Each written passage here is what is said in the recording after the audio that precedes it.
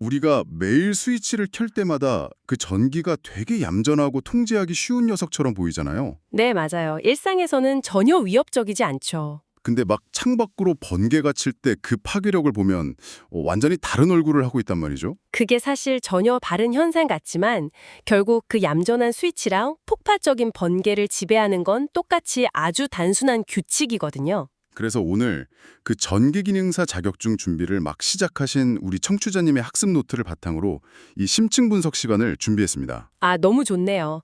비전공자이신 청취자님을 위해서 저희가 오늘 이 복잡해 보이는 전기 이론의 가장 첫 관문인 그 전하의 성질을 아주 완벽하게 소화해 보는 게 오늘의 미션입니다. 네, 바로 들어갈게요. 노트 첫 페이지를 보니까 양전화, 음전화 이야기가 막 나오더라고요. 그 약간 자석의 N극이랑 S극 생각하면 되는 거 맞나요? 자석 비유 아주 좋습니다.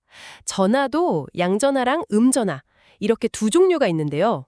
여기서 가장 핵심은 이 친구들이 서로 마주했을 때 도대체 어떻게 행동하느냐입니다. 그러니까 성격이 똑같은 애들끼리 만나면 어떻게 되나요? 그 성향이 같은 양전하들 아니면 음전하들끼리 만나면 어떻게든 서로 멀어지려고 진짜 맹렬하게 밀어냅니다. 아, 멀어지려고요? 네, 이걸 교재에서는 동종전하 간의 반발력 혹은 청력이라고 부르죠. 아, 반발력? 그러면 반대로 양전화랑 음전화가 만나면요? 성질이 완전히 다른 이종전하끼리 만나면 서로 막 찰싹 달라붙으려는 인력이 발생합니다. 그 약간 연애랑 비슷하네요. 성격이 완전히 똑같은 두 사람은 오히려 막 부딪히고 정반대인 사람끼리 서로 강하게 끌리는 거랑 똑같잖아요. 하하하, 네, 진짜 딱 맞는 비유네요. 그 밀고 당기는 힘이 결국 모든 전기 현상을 일으키는 엔진이 되는 겁니다. 근데 이 미세한 알갱이들이 스스로 누군가를 밀어내고 끌어당긴다는 것 자체가 엄청 흥미로운데요. 그럼 두 전하가 서로 얼마나 강하게 끌어당기거나 밀어내는지 그 힘의 크기도 계산이 되나요? 네, 그 힘의 크기를 계산하는 게 바로 노트에 나오는 쿨롱의 법칙입니다. 아, 쿨롱의 법칙이요? 네. 일단 두 전하량이 클수록 서로 미치는 힘이 세지는 건 직관적으로 이해가 되시죠? 네, 덩치가 크니 힘도 세다. 뭐 그런 거네요. 맞아요. 그런데 시험에서 진짜 자주 나오고 헷갈리는 게 바로 두 전하 사이의 거리입니다. 힘이 그냥 거리에 반비례하는 게 아니라 거리의 제곱에 반비례하거든요. 잠깐만요. 여기서 정말 흥미로운 부분이요.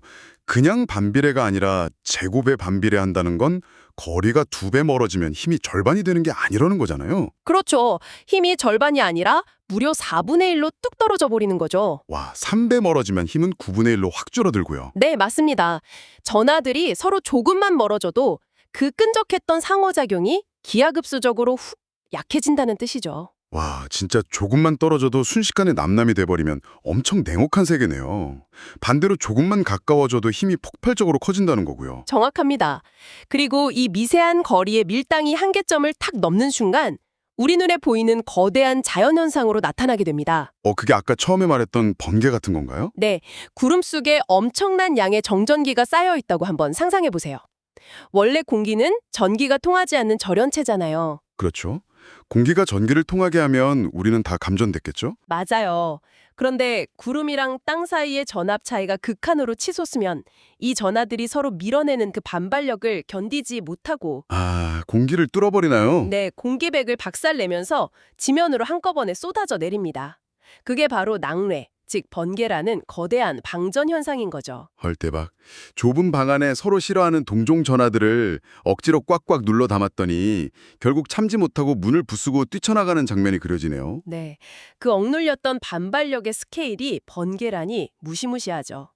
그리고 재밌는 건 전하들이 꼭 직접 닿아야만 힘을 발휘하는 건 아니라는 겁니다. 안 닿아도 된다고요? 네, 그게 노트 후반부에 나오는 정전 유도 현상인데요. 전기를 전혀 띄지 않은 평범한 금속 덩어리 옆에 마이너스 전하를 잔뜩 머금은 물체를 쓱 가까이 가져가면 어떻게 될까요? 아, 잠깐만요. 마이너스가 막 다가오니까 그 금속 안에 얌전히 섞여 있던 마이너스 전자들이 깜짝 놀라서 반대편으로 도망가 버리겠네요. 같은 종류끼리는 무조건 밀어내니까요. 와, 완벽하게 이해하셨네요. 전자들이 기겁하고 도망간 쪽은 자연스럽게 플러스 성질만 남게 되죠. 아하, 접촉하지도 않고 그냥 근처에 다가가기만 했는데 상대방 속을 완전히 뒤집어 놓는 거네요. 보이지 않는 힘이 진짜 대단합니다. 맞습니다. 내부 전하가 쏠려버리는 거죠. 청취자님, 교재에 복잡한 수식이 가득해도 결국 본질은 이거 하나인 것 같습니다. 끼리끼리는 밀어내고 다른 것끼리는 강하게 당긴다.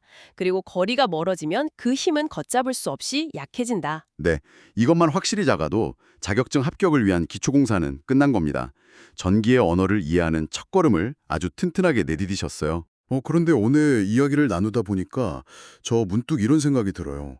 자료에 따르면 모든 전하는 에너지가 가장 낮음, 아주 평화롭고 안정한 상태를 유지하려는 본능이 있다고 하잖아요? 네, 원래 자연의 법칙이 다 그렇죠? 그렇다면 우리가 매일 편리하게 사용하는 스마트폰이나 가전제품 속 전기의 흐름은 사실 그 자연의 가장 안정적이고 조용하게 쉬고 싶어하는 전하들의 본능을 인간이 억지로 끌어다 끊임없이 일하게 만드는 아주 가혹한 줄다리기 현장이 아닐까요? 와, 그거 정말 흥미롭고 약간 무서운 관점이네요. 네.